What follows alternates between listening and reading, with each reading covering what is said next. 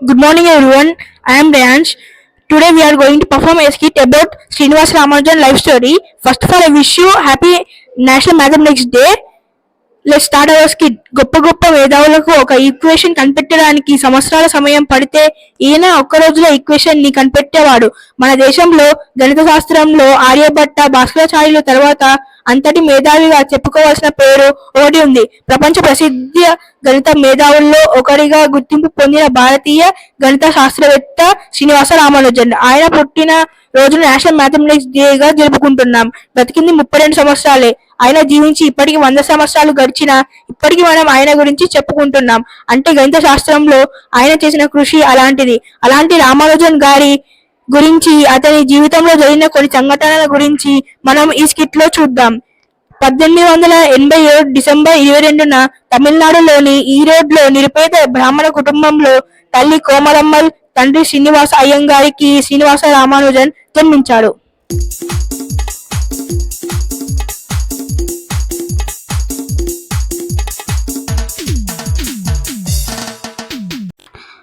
Iyengar, congratulations, మీకు కొడుకు పుట్టాడు, వెళ్ళి చూడండి.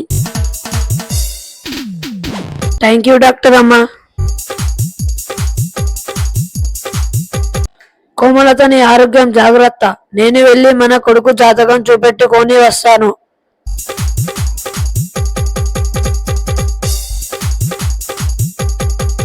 నమస్కారం పంతులు గారు.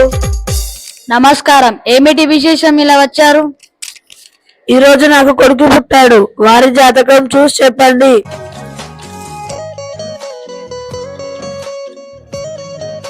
కేతువురావు ఒక గ్రహంలో ఉండడం వల్ల బాబు ఎక్కువ సంవత్సరాలు జీవించలేడు.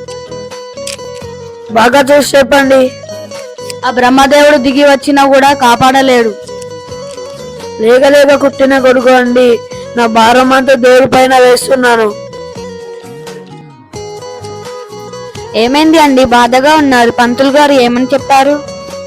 మన కొడుకు ఎక్కువ సంవత్సరాలు బతకలేరట.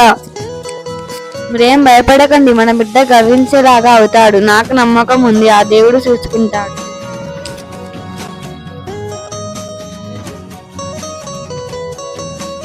రామానుజన్ స్కూల్ కి వెళ్లే రోజుల్లో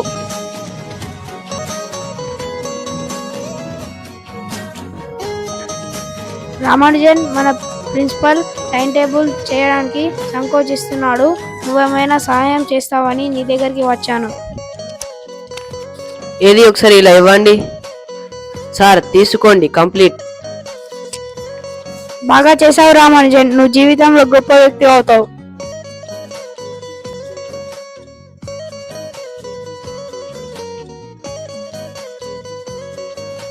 చిల్డ్రన్, మనం ఇప్పుడు డివిజన్ ప్రాబ్లమ్స్ నేర్చుకుందాం. డివిజన్ ప్రాబ్లమ్స్ నేర్చుకోకన్నా ముందు నేను మిమ్మల్ని కొన్ని ప్రశ్నలు అడగాలనుకుంటున్నాను. 3 అరటి పండ్లు ఉన్నాయి, 3 వ్యక్తులు ఉన్నారు. ఒక్కొక్కరికి ఒక్కొక్కటిగా ఇస్తే 1 వస్తుంది. అలాగే దేనిని దానితో భాగిస్తే 1 వస్తుంది. 3ని 3తో భాగిస్తే 1 వస్తుంది. 4 4తో భాగిస్తే 1 వస్తుంది. అలాగే దేనినైనా దానితో భాగిస్తే 1 వస్తుంది. గురువు గారు, నాకు సందేహం. 0ను 0తో భాగిస్తే 1 వస్తుందా? గురువు గారు, మీరు చెప్పినట్లుగా 3ని 3తో భాగిస్తే 1 వస్తుంది. 4ని 4తో భాగిస్తే 1 వస్తుంది. అలాగే 0ను 0తో భాగిస్తే 1 వస్తుందా? మంచి ప్రశ్న అడిగావు రామానుజన్. ఇది ఆలోచించాల్సిన విషయమే.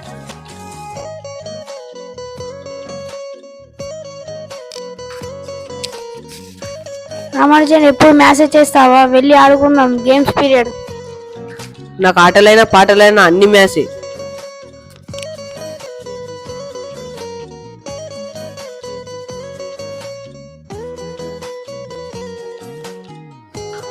రామానుజన్, పైకి వెళ్ళి 2 డబ్బులు తీసుకొని రా.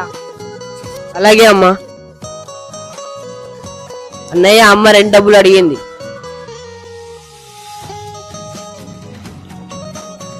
అన్నయ్య, నాకు ఒకసారి ఆ పుస్తకం ఇస్తారా? ఈ ట్రిగోమెట్రీ పుస్తకం ఇది మాకే సరిగ్గా అర్థం కాదు. 5వ తరగతి విద్యార్థి నీకేం అర్థం అవుతుంది? ఏం పర్వాలేదు అన్నయ్య, నేను ఆ ప్రాబ్లం చేస్తాను. అవునరా, ఇడు చాలా బాగా చేశాడు. ఇది మాకే సరిగ్గా అర్థం కాదు. 5వ తరగతి విద్యార్థి నువ్వేలా చేసా ఒక్క రాత్రిలో కంప్లీట్ చేసావు. నువ్వు చాలా గ్రేట్ రామానుజన్. నాకు కొన్ని డౌట్స్ ఉన్నాయి, నువ్వు ఎక్స్ప్లెయిన్ చేస్తావా? నాకు కూడా కొన్ని డబ్బులు అవసరం ఉంటాయి అన్నయ్య. సర్లే, ఇస్తాం.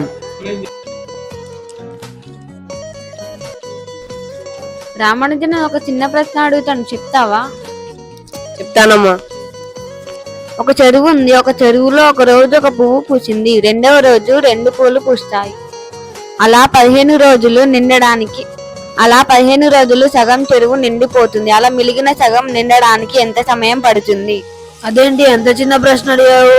15 రోజుల్లో సగం చెరువు నిండినప్పుడు ఇంకొక 15 రోజుల్లో మొత్తం చెరువు నిండిపోతుంది కదా.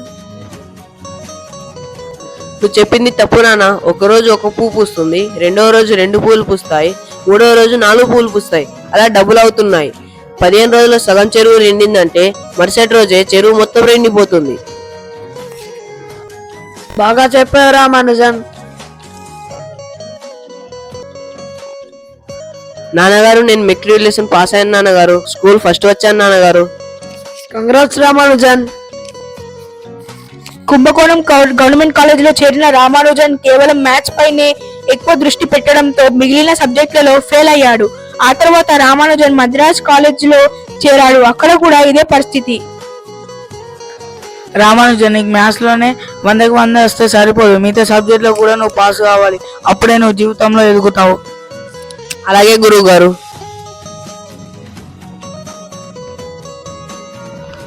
మ్యాథ్స్ అంటే పిచ్చా? ఎప్పుడు మ్యాథ్స్ ప్రాక్టీస్ చేసుకుంటూనే ఉంటావు.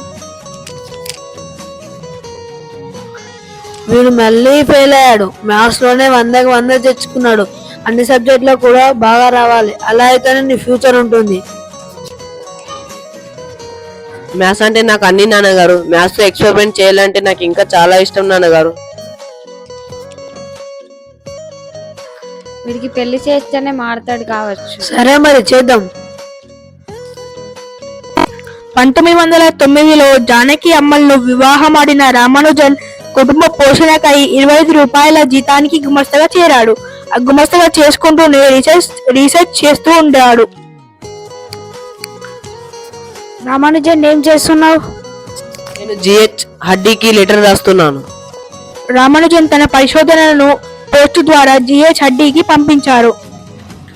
జిహెచ్ హడ్డీ గారు, మీకు రామానుజన్ రాస్తున్న లేఖలు అందాయా?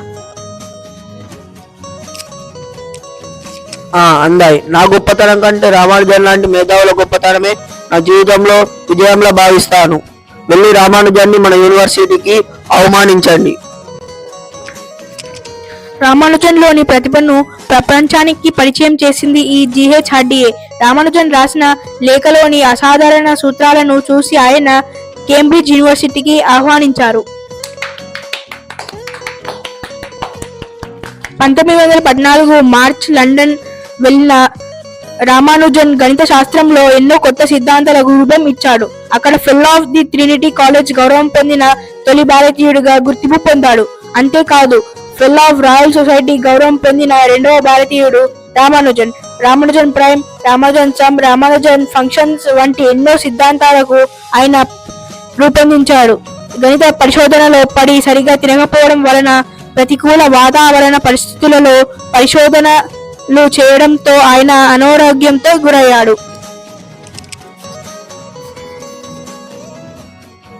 క్షయ వ్యాధికి గురై 1919లో స్వదేశానికి తిరిగి వచ్చారు. రామానుజన్ నిరంతరం గణితం గురించి ఆలోచించేవాడు.